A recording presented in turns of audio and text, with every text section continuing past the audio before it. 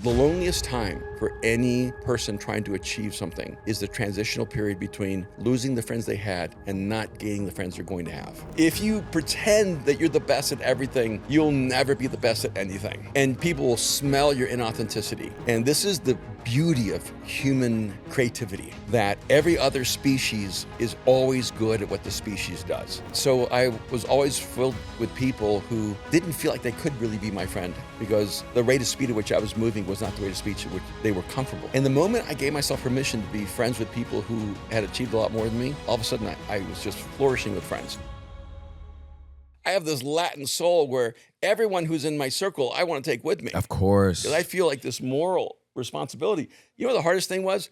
To go to people I love and say, I've created this company, I've created this opportunity, and I want you to come and I want you to work with me, and you're going to get paid way more, and you're going to have no ceiling. And they go, yeah, it's okay.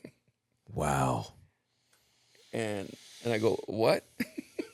yeah, I'm good. Wow.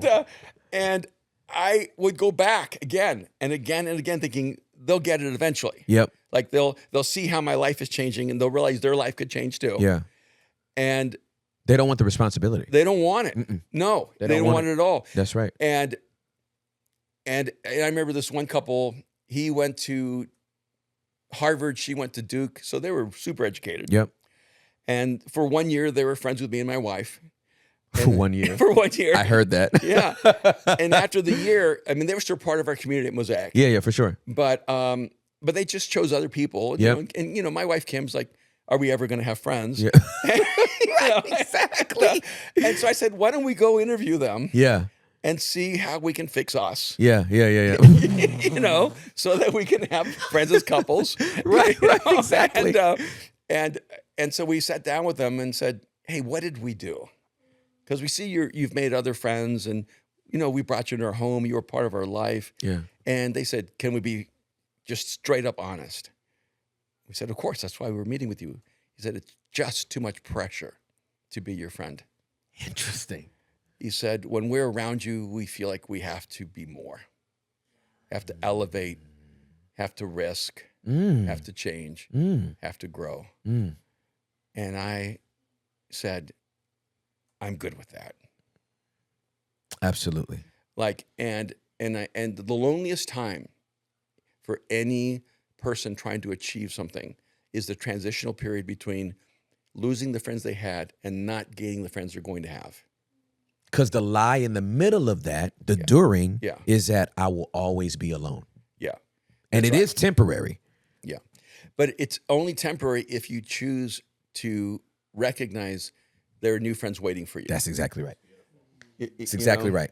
That's exactly right. And part of my challenge in life was, it's hard to say this just openly, but most of the people that I tried to be friends with were people I was trying to pull up. For sure. Absolutely. Because I felt, you know, one that was like my Jesus mandate in Yep. life. Yeah. You're right. You know, Exactly. And is also the way my personality's built. Yeah, for sure.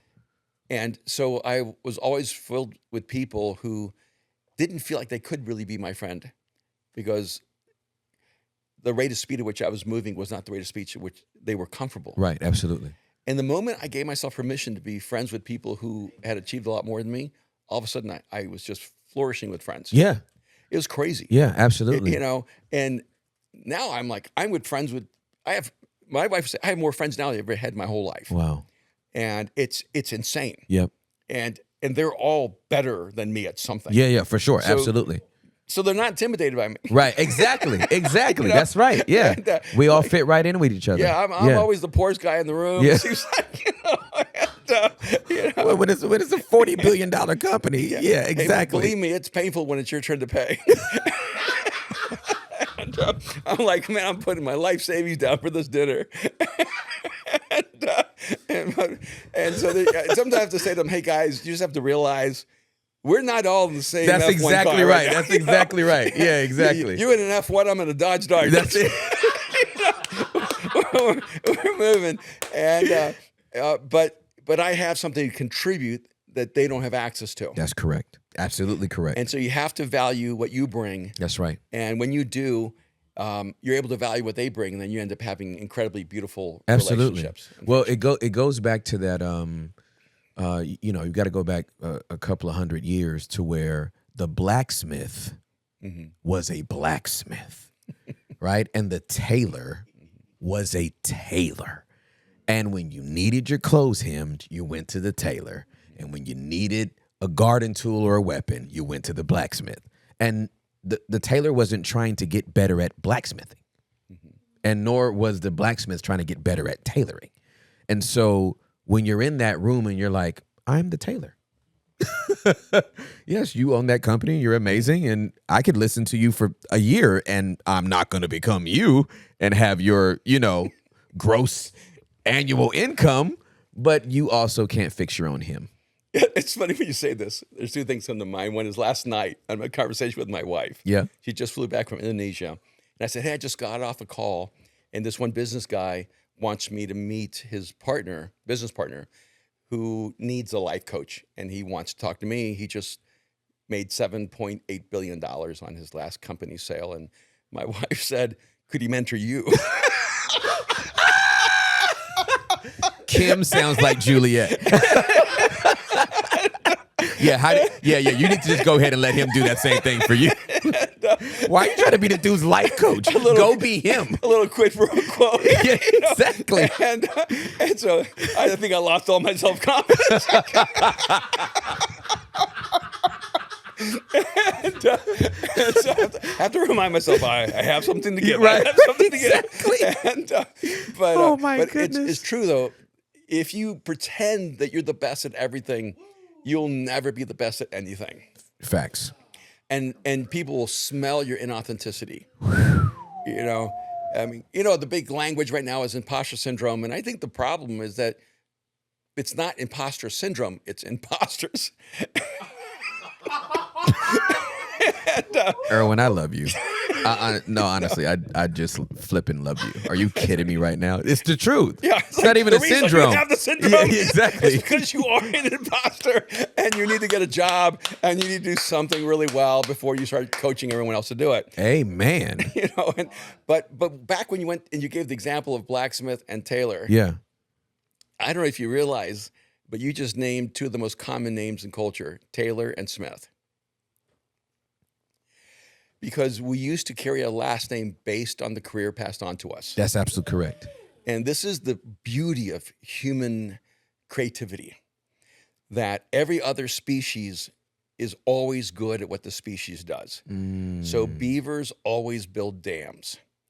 There will never be a beaver that decides I'm going to build bridges. They're always building dams. Silkworms always create silk, never polyester. And honeybees always create honey, not peanut butter. Humans can be tailors and can be blacksmiths and can be carpenters. That's right. And for generations, it was our name because it was our destiny. That's exactly right. This is what we do. That's right. And then there came a shift in human history where someone woke up and said, I know we're 8 generations of carpenters, but I'm going to be a poet. I know there were 8 generations of smiths, but I'm going to go be a doctor. 8 generations of tailors, but I'm going to go be a writer. And what's beautiful about human beings is that we are only limited by our creative capacity.